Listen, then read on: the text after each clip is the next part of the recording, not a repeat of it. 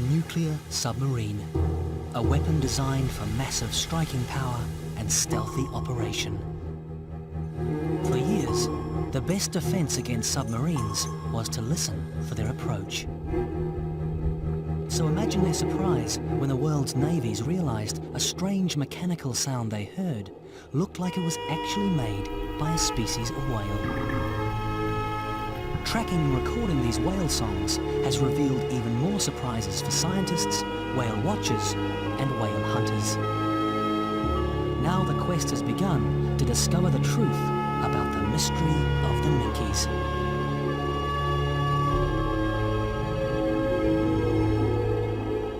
Acoustic researcher Jason Gadamke came to Australia's Great Barrier Reef to try and find the source of a strange sound called the A-Train. The U.S. Navy sent us down here in our first year in 1997 to try to get a positive link between the A-Train and the Minke Whale.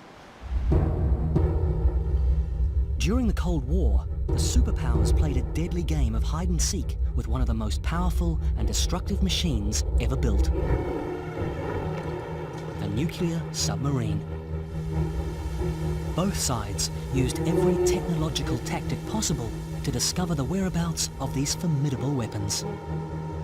In this nuclear blind man's bluff, acoustic navigation and detection were crucial. Unable to see underwater, the submariners recorded and identified the sounds of the ocean. They had to learn the difference between countless harmless animals and the enemy. And that's what brought Jason Gadamke from the University of California, Santa Cruz to the Great Barrier Reef. There have been a number of sounds recorded by the Navy since the 50s or 60s or so that they've never been able to identify. One in particular is called the A-Train. The U.S. Navy has recorded it for 20, 30 years or so in the Atlantic Ocean. It's a very mechanical sound, and for years people weren't sure where it came from. Some experts thought Minke whales might be responsible. Minkies are the smallest and most plentiful of the baleen whales, but they're still a mystery to science and a target for whaling. Even though commercial and scientific whalers have hunted Minkies for decades, we still don't know much about their lives or even their true numbers. And so there have been public protests over how many Minke whales are caught. Norwegian and Japanese whalers take between 800 and 1,100 Minke each year. While whale watching has brought more endangered species to popular attention, Minkies have had a lower profile. That is, until recently.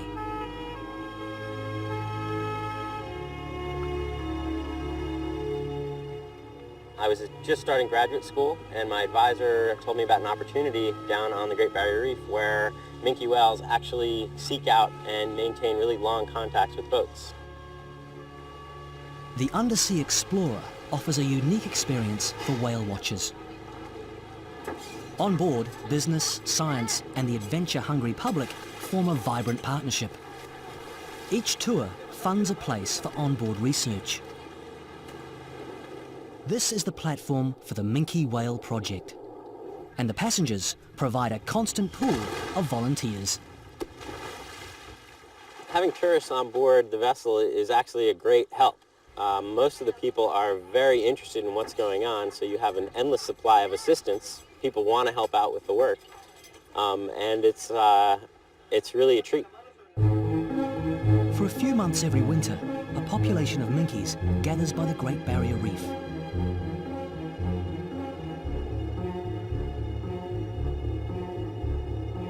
I was told that the Minkies will seek out boats and that they will circle around boats for hours. I was told that over and over again, but it really did not settle in until I was down here and could witness it.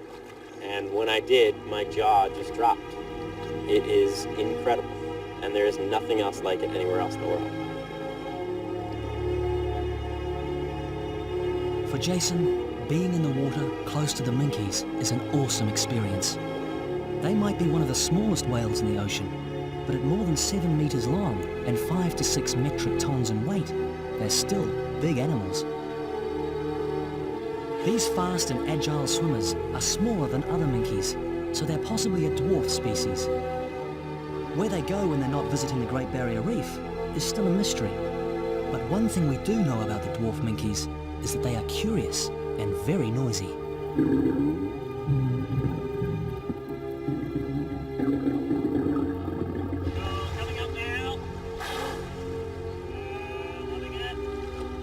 Supported by the National Geographic Society and the US Navy, Jason has been listening to the remarkable repertoire of minke sounds. He uses an array of 5 underwater microphones called hydrophones that record the sounds onto tape and computer.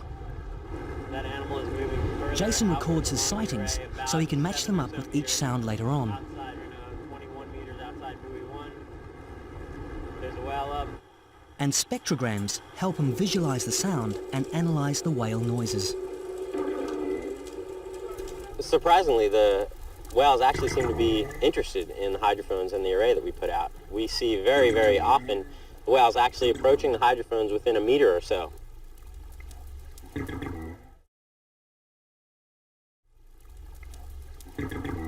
So far, Jason hasn't heard the mysterious A-train, but his recordings have proved the Great Barrier Reef minkies do make their own unique sounds, and that's solved another mystery. The sounds we've been recording are actually very different from the sounds that were recorded back in the 1970s from minke whales. We've been able to link the minke to a sound that's actually been recorded off the coast of Australia for the last 15 years. The sound that we've recorded, which has sort of taken the name the Star Wars sound, mainly because the very first time that I ever heard that sound, I wrote down in my logbook Star Wars, because I'd never heard anything like that.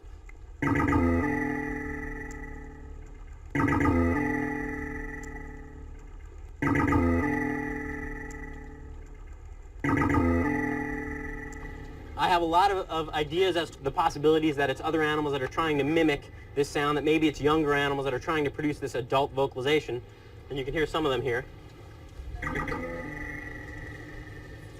That's sound. They produce it anywhere from every 30 seconds over and over and over again to every 4 minutes or so. I've actually sent the sound to a number of marine mammal acoustics experts, and at least a few of them have actually sent it back to me saying that, first of all, they didn't believe it came from a minke whale, and at least one of them has said they didn't believe it came from anything biological. They told me to check and see if the Australian Navy was running operations in the area. Recording the minke sounds is a scientific challenge for Jason, but hearing them in the water is physically and emotionally exhilarating.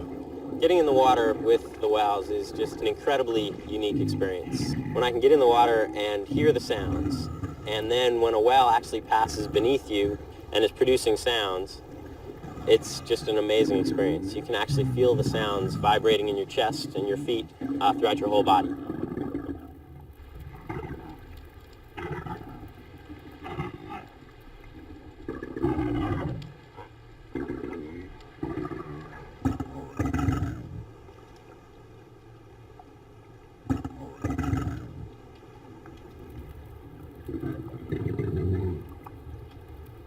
But what are these strange and powerful sounds for? Jason Gadamke's acoustic research suggests the minke sounds may be a reproductive call or song, with whales calling to attract possible mates or fend off competitors.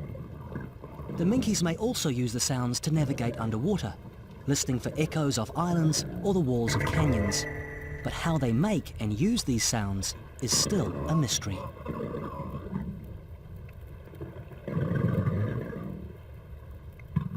We know how dolphins produce their sounds for echolocation, but minkies have a completely different anatomy.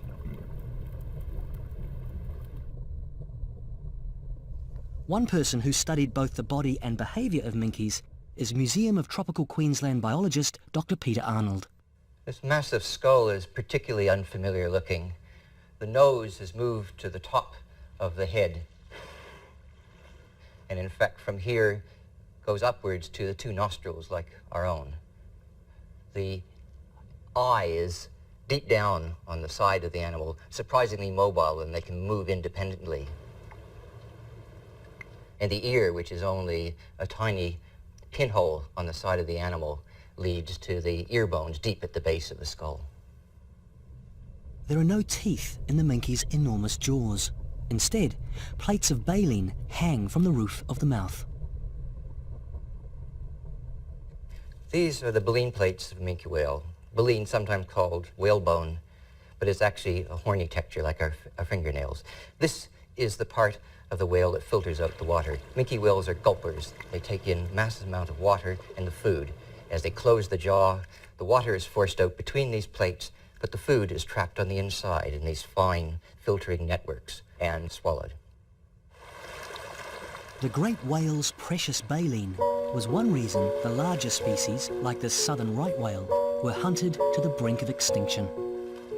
Only a century ago, baleen was in demand wherever a flexible, springy material was needed, in corsets, fishing rods, and even policemen's clubs.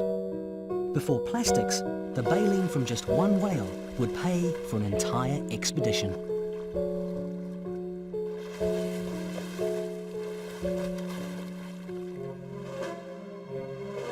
Baleen and whale oil made whales extremely valuable, but they had to be caught and killed first. The age of mechanization helped the whaling industry speed up that process. They could catch more whales and more species.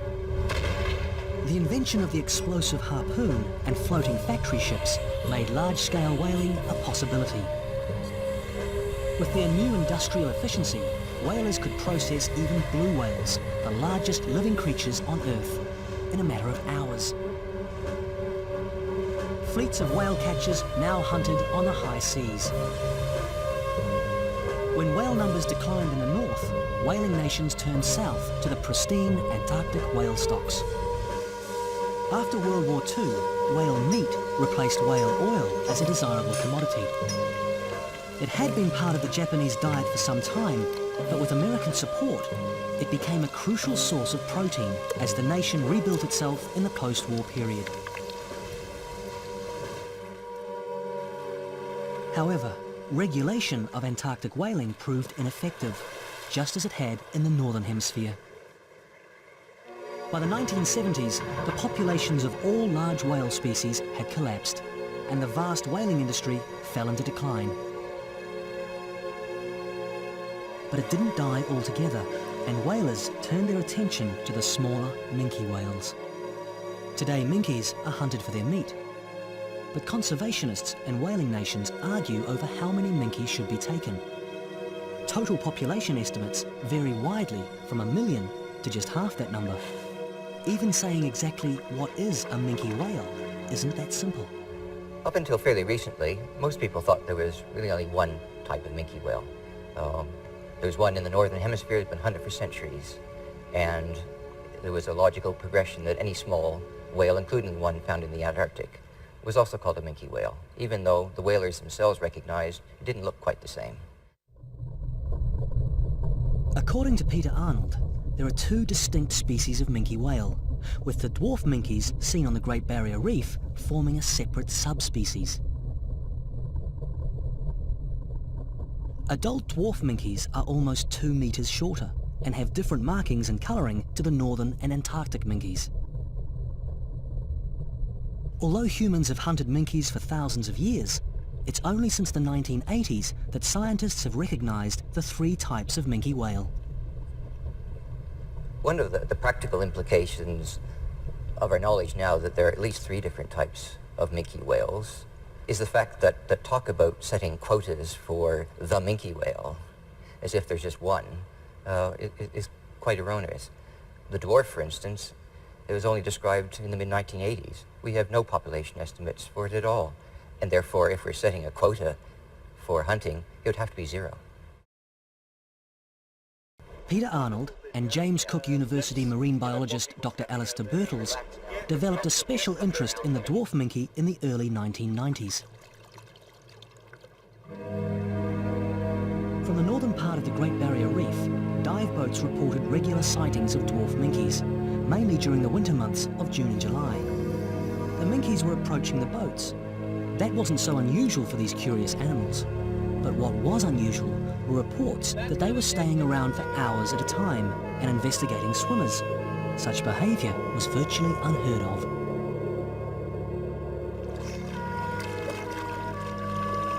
But Alistair and Peter were worried that human contact might be stressing the whales. There were a growing number of reports of divers harassing the whales, swimming towards them, even touching them, and of whales being frightened away. So we were very concerned that the impacts on the whales might not be sustainable ones. So we were interested in finding out more about the nature of the impacts so that we could help the industry to move to a more ecologically sustainable approach. So the operators of Undersea Explorer invited Peter, Alistair, Jason and his university advisor Dan Costa to become part of a floating research group. Their goal was to find out whether whale watching in the water could continue without harming or stressing the dwarf minkies. It required management and there were no guidelines in place, and so we went up there to find out about those interactions so that we could develop guidelines. What's different about this project? Well, one of the things is that we're looking at living animals. A lot of the previous work has been done from whaling carcasses salvaged from the whaling boats. Very little has been done to study living minke whales, and most of that has been in the Northern Hemisphere. The Great Barrier Reef research would be the first on minkies in this part of the world, and it would be the first time anyone had scientifically studied minke whales underwater. The researchers decided that the whale's behaviour should shape the encounter and not vice versa. So when they sight the minkies, they halt the engines and set the boat adrift. Anyone getting into the water to meet the whales must cling to a rope trailed from the boat. I think there's tremendous value in hanging onto the rope. One, from my perspective, because it's easier just to hang onto the rope, and two, we become very predictable. We're not going to, go after them or anything like that. We just become a very predictable, known entity that they can be curious about. I think the ropes are a great idea.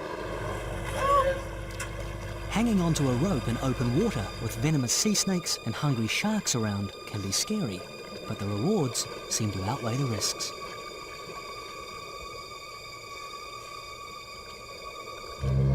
The rope makes each swimmer's position predictable, and the whale's confidence grows with every pass. Just how long and how close the encounter is going to be is left entirely to the whale. These guidelines, proposed by Alistair Birtles and Peter Arnold, now form a code of practice for in-water whale watching on the Great Barrier Reef. But that was just the start. As they watched the curious minkies, the researchers wanted to know how many dwarf minkies visit this area, how often do they come, and how do they relate to each other. To find out, they needed detailed observations of every whale they saw. To achieve their ambitious plan, Peter and Alistair decided to include almost everybody on the boat in the team, both researchers and passengers. Because your spotting from the upper deck, your observations underwater will be really important.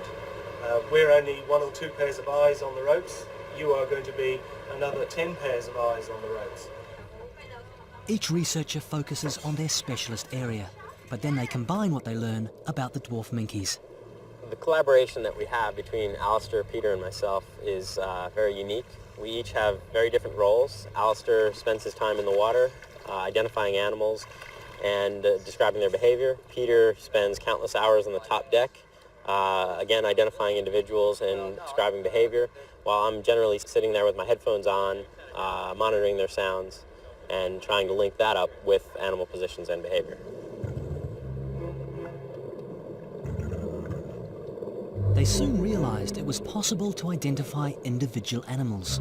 The variations in their markings were as distinctive as any fingerprint. But recording these distinctions is easier said than done.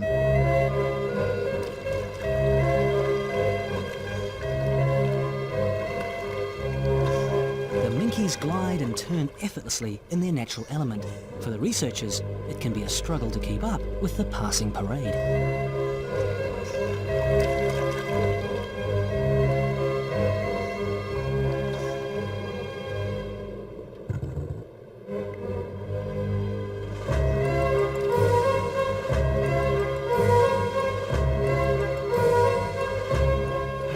implications about teasing out the identity of individuals is that the minkies are different on the left side and the right side. And as the numbers build up and you are unable to link the lefts and rights, it begins to get really complicated. And in long encounters, when we've had upwards of 20 animals, it can become really bewildering. To counter the confusion, Peter makes a duplicate set of observations from the boat, the number of whales and the timing and direction of each pass. Jason records the whale sounds, but his hydrophones also help locate the minkies as they pass by. If a whale is within 50 or so meters of the array, we can get really, really accurate locations, probably within a few meters or so. Ultimately, we want to be able to link up all these sounds with the different behaviors that we see and the different situations that we encounter. Okay, just stop. 15 seconds. Turn on and listen for the doo-doo-doo sound. Five whales coming towards me, and then I looked back and there were 2 whales coming from the back. As they make their observations, the scientists and tourists develop strong feelings about their meetings with the minkies. I'll never forget those first encounters with the minkies. Out of the blue, a figure would emerge, just a dull shape to start with the white patch glowing. And then as the whale's confidence grew, they came closer and closer. And then sometimes you could actually see the eye swiveling to look at you. And that made it a really extraordinary experience to be in the water, interacting with a wild animal.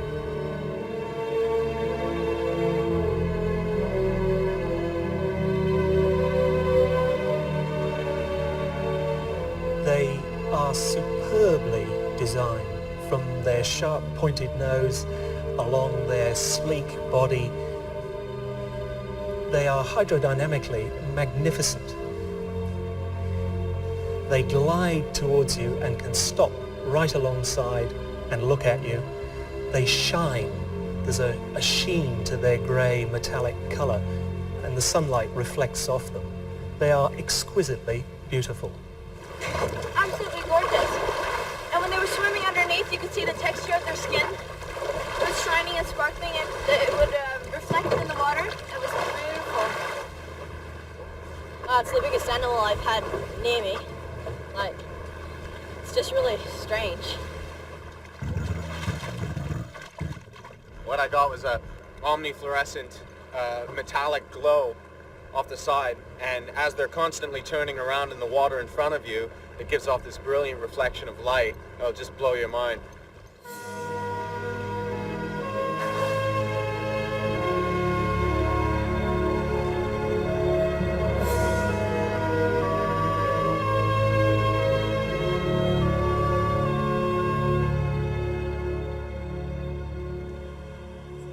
At the end of the day, though, Alistair and Peter must begin the complicated task of pulling all the data together in an attempt to identify individual minkies.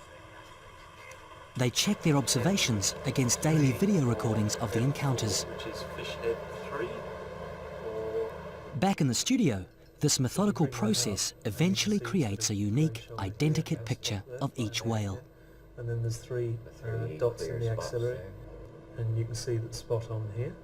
And then this is just like it's painted on up there. On the top From left. distinguishing marks, the scientists can give each whale an identity and a nickname. You can see the old puckered scar that I gave her name from. Top Yeah, one yeah. there. And then there's a clear scar underneath that. Early in the study, the team identified a number of whales they would see repeatedly over the weeks and years. These animals would reveal secrets and dangers of minke life to the scientists. They would also become familiar faces. Wiggly-naped Streak took her name from the distinctive pattern behind her head. Cockatoo was the most interactive of the group, passing by 29 times in one encounter. She often rolled over to show her sex. She was also very interested in the hydrophone and took the opportunity to make her minke sounds. This was also Alistair's first encounter with the whale he called Scratch. I gave him his name because he had 2 parallel scratches on his back that were very obvious, and the white lip just on the right-hand side of his mouth. And he also had a good fringe of barnacles on his tail.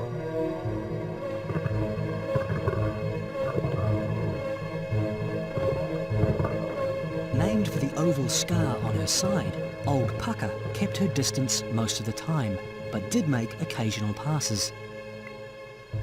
And it was also clear that these animals were not stressed in any way. They were there under their own volition. Some stayed for a little while and then disappeared. Others stayed with us for almost the whole encounter.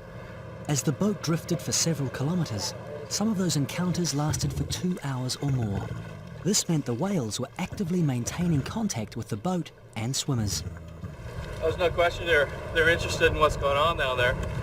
You know, the minute you guys put out the lines, they were swimming back and forth. I'm sure you can see from the top. They're turning around, looking at us, you know. They can definitely go anywhere they want. There's no reason else for them to be here. They don't just stay and move in one direction all the time. They're constantly turning over on their bellies, sometimes going up for air, and they always pick these points almost right in front of you to do so. And I don't know whether it's a form of showing off or whether it's just being playful or what, but it's beautiful. Even though the whales can come and go as they please, the researchers still worry that the cumulative effect of all this contact may stress or overexcite the minkies.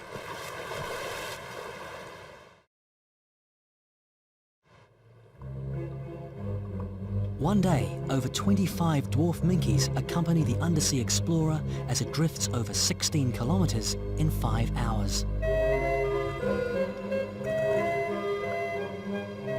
They include 4 whales from an earlier meeting. The inquisitive cockatoo is first on the scene. This time, she decides to put on more of a show. It was very interesting when she came back that second time because her behaviour was very interactive indeed, and she was straight in, close to the swimmers on the line, interacting with the microphone, interacting with the swimmers, and coming in much, much closer than she had at the first encounter when we met her.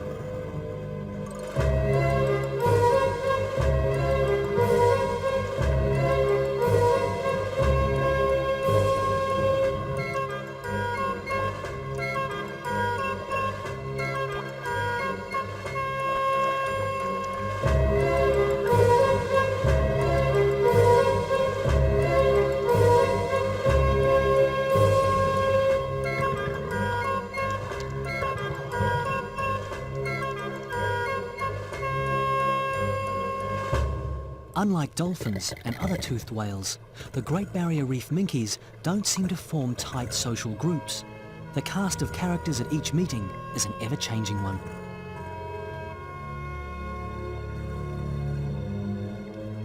"13 days after her initial encounter, Old Pucker appears again with 18 other whales, including Scratch. This time, Old Pucker overcomes her shyness and approaches the divers repeatedly, showing her belly to reveal her sex.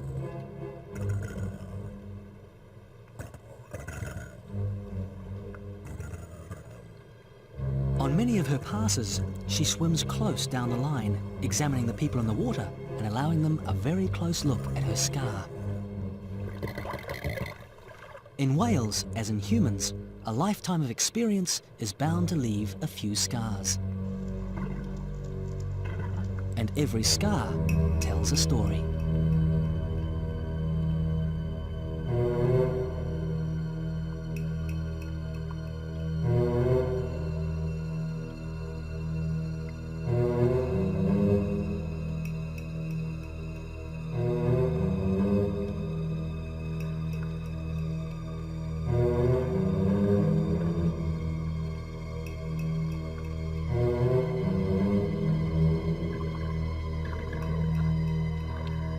Scars like this are probably from attacks by killer or false killer whales that live in the tropical oceans. But being one of the smallest whales, dwarf minkies are also prey to large sharks, like tiger sharks. Tails are often heavily scarred, being the obvious target of the predator as the whale attempts to escape.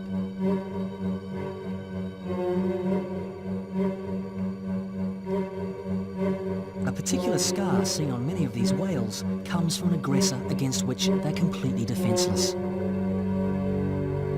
One whale that's been a victim of such an attack is Scratch. Between the first sighting and this one, Scratch had received this golf ball-sized scar.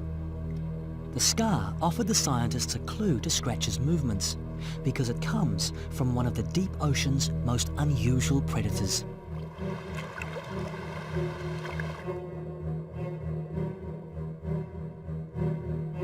Sometime after the first encounter, the team believes Scratch made for deeper water. To do this, he would have had to swim through a channel between the barrier reefs, leading to the Coral Sea.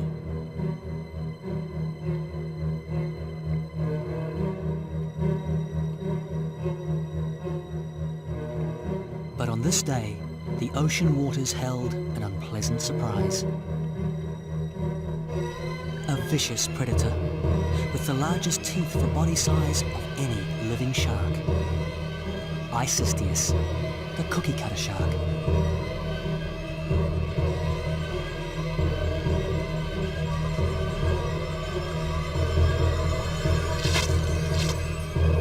It would have been all over in seconds.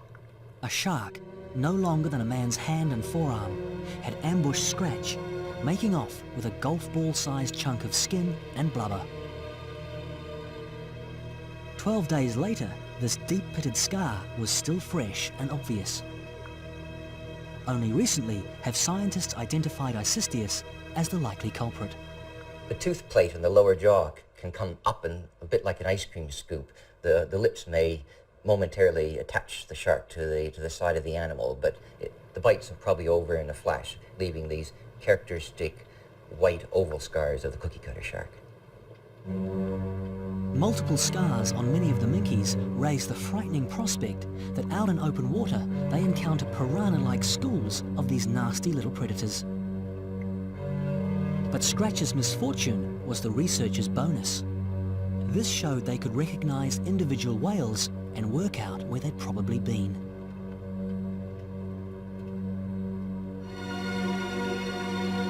But another kind of wound tells a different and darker story. This minke is called Wop Scar. The distinctive scar may have been human-inflicted, possibly by harpoon.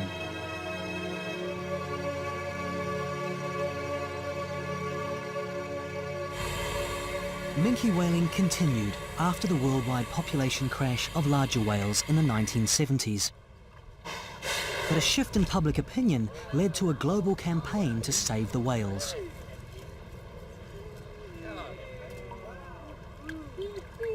Finally, in 1986, a moratorium on commercial whaling came into effect.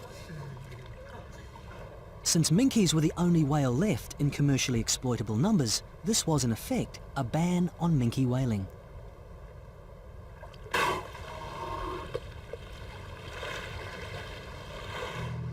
There are exceptions, however.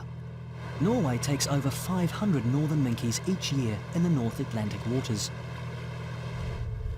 And every year, Japan takes hundreds of minkies with the permission of the International Whaling Commission. The Commission permits whaling for scientific purposes, but the meat is then sold legally in markets. From there, it finds its way to homes and restaurants where whale meat remains a popular dish. However, genetic testing recently showed that a quarter of the meat traded as minke came from other protected species. This suggests that scientific minke whaling may provide a front for the killing of fully protected whales.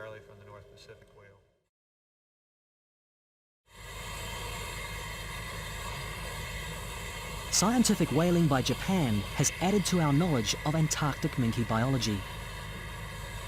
But there are still unsolved mysteries. Where, for example, do the different minke species go to breed and calve?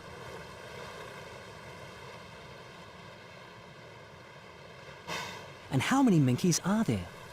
Instead of one abundant species, we now know there are at least 3 different types of minke whale, with widely varying estimates of their numbers. That makes it difficult to assess what is a sustainable catch.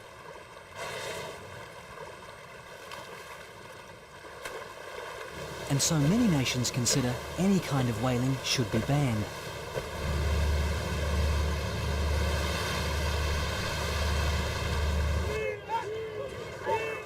Many people do, however, accept that indigenous peoples are justified in taking small catches of whales.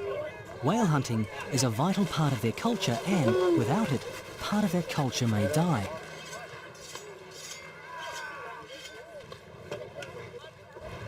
But in Kaikoura, New Zealand, local Maori have agreed to a ban on whale hunting. Instead, they have turned to whale watching and made it a profitable enterprise. Money earned from these whale tourism operations helps to revitalise and support their culture in other ways. Whale watching seems to be an increasingly sustainable alternative to whale hunting. There aren't such obvious threats to the animals, but the desire to get close to them could possibly lead to harassment.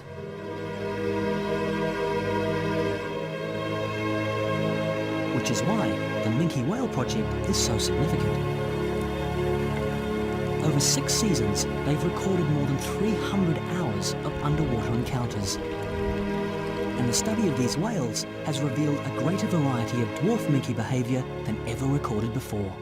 The project has also given us a unique opportunity to look at living whales. The dwarf minkies we're finding have a number of unique features, but they're the closest relatives of the great whales, the blues, the finbacks, the seis, these great oceanic wonders. They're also the whales that unfortunately have been exploited heavily by the whaling industry. And so what we're learning about looking at the live minkies may give us a great understanding into the lives of these great oceanic wonders. So far, Peter and Alistair haven't identified any of the dwarf minke behaviour with stress, and the whales have shown no signs of aggression towards the swimmers. They come right up and check you out, and then about 3/4 of the time I was down there, their behaviour kind of changed, and they started to get a lot more rapid. They were basically dancing about, it felt like 10 feet away from you, and then it felt like 6 feet away from you. And they just seemed to be getting closer and closer as long as you stayed away from them. And they're very, very inquisitive. They want to check you out as much as you want to check them out. And they just keep on making closer and closer passes. It was good to stay in one spot because then they would come back to you. You wouldn't want to go after them because you wouldn't be able to find them anyway. With each encounter with the swimmers, the minkies seem to become more confident. But on any day, how many will turn up and which ones is anyone's guess. As the project continues, the cast of characters grows, and so does the number of repeat visitors. The extensive study confirms there is a specific group of dwarf minkies returning to the same area within the northern Great Barrier Reef every year. But what happens to these whales outside the 2 to 3 months that the boats commonly sight them?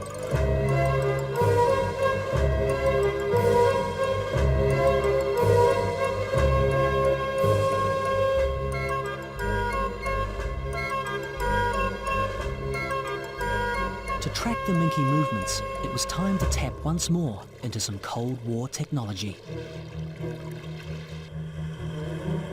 Jason Gadamke decided to try a technique used by Navy warships to detect and locate submarines from their underwater sounds. After the first year of recordings, when we recorded the Star Wars sound, we realized that because it's so repetitious, we could actually do some remote monitoring work. And the way we've gone about this is to take Navy sonobuoys, which the Navy generally drops out of helicopters and planes to listen and see if there are submarines in the water. And we've taken these sonobuoys, modified them. They have a hydrophone, an underwater microphone on them, and a radio transmitter. And then come back to Lizard Island and listen to the sounds of the whales while we're sitting up here on land.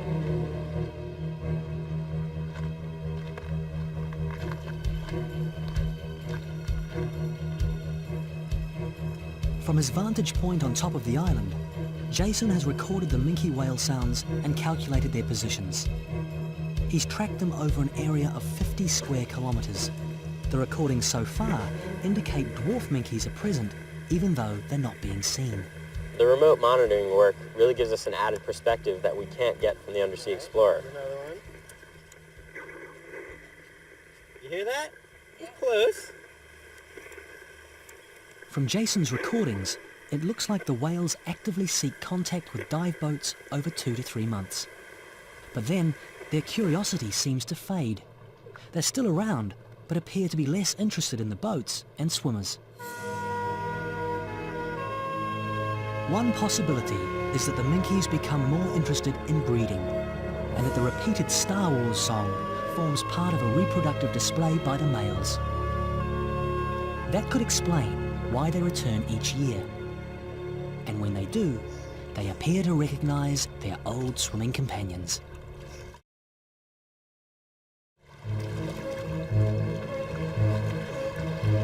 Over 3 years, the research team on the Undersea Explorer has identified over 200 individual whales. They arrive sometimes singly, at other times in groups of up to 25. And as the scientists come to know the whales, it almost seems as if the whales recognize them. I was out on the end of the line and there were whales moving around in the encounter. I suddenly saw this animal behaving rather strangely because it was directly below me and it was barreling straight up towards me. And as it came towards me, getting closer and closer, I saw the white lip and I thought, I know that animal from somewhere.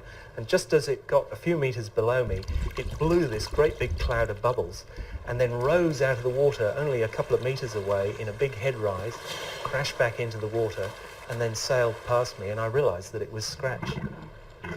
The third time I saw Scratch was just one day afterwards, and I had only just gone out onto the end of the line when I suddenly saw this whale coming directly towards me head on. It started to open its mouth in a full gape, and I looked straight down its throat with this fringe of baleen hanging down either side and a beautiful rusty orange throat. It was Scratch. Scratch had come back.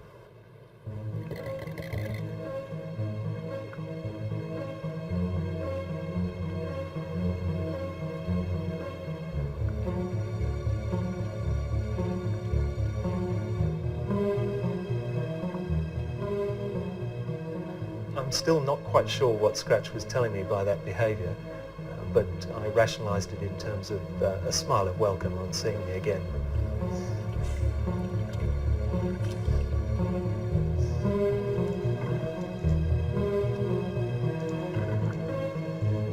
An incident with Old Pucker shows just how comfortable these whales have become with humans.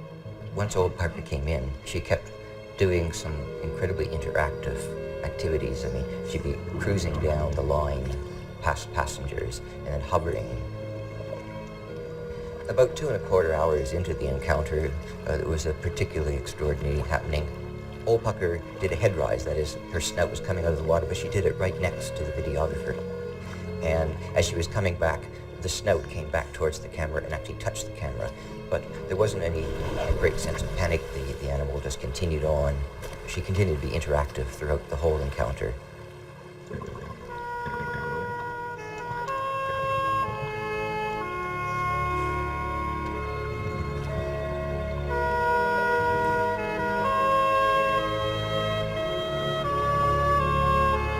Alistair and Peter are still assessing what effect, if any, these encounters might have on the dwarf minkies.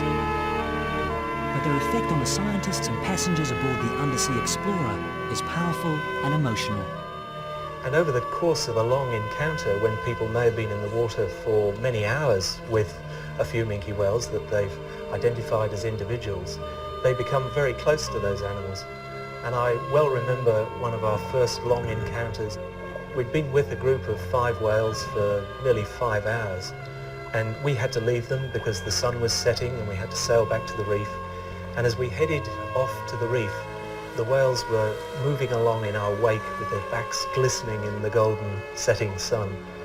And I looked back and there were people all over the deck of the boat staring off at the whales in the wake, and some of them had tears running down their faces. And I did some interviews with people immediately afterwards to try and capture the experiences that they'd had. And 3 out of the first 4 people I interviewed just burst into tears as they were trying to explain to me the extraordinary strength of the feelings that they had during the course of these encounters.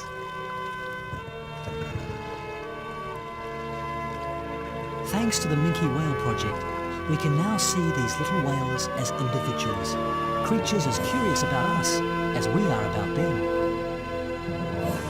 But the research also highlights the central role played by Minkies in the debate over human relationships with all whales. After their moving encounters, scientists and tourists return to the safety of their homes. But just where the Minkies go to is uncertain.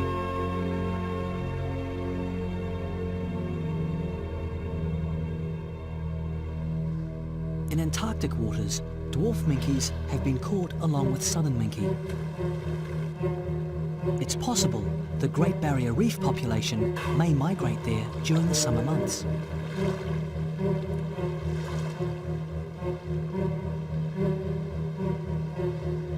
If they do, and if whaling quotas were extended to include dwarf minkies, then these friendly whales could be at risk. Their increased familiarity with whale watching boats might make them easy targets for southern ocean whalers.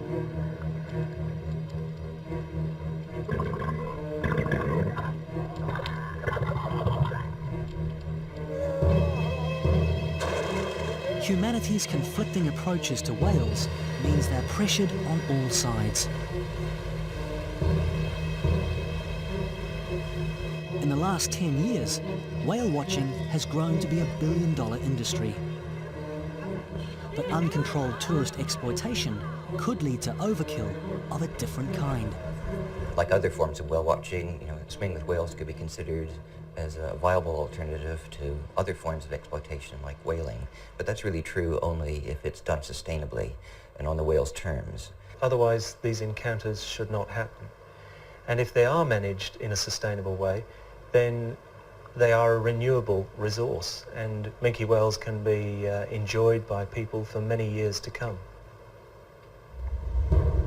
Thanks to some smart Cold War technology, we'll be hearing a lot more from the mysterious minke whales. We'll be able to track their strange mechanical Star Wars song wherever they go.